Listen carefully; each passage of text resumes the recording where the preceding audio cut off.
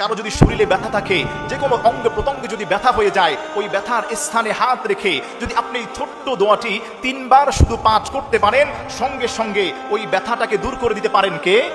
আর জোরে বলেন তিনি কে? আপনার যে কোনো জায়গায় ব্যথা হয়েছে, ওই ব্যথার স্থানে ডান হাত রেখে 3 বার বিসমিল্লাহ বলে আপনি ছোট্ট দোয়াটি 3 বার পাঠ করবেন। সেই ছোট্ট দোয়াটি হলো আউযু বিইজ্জাতিল্লাহি ওয়া কুদরাতিহি মিন শাররি মা আজিদু ওয়া উহাযির।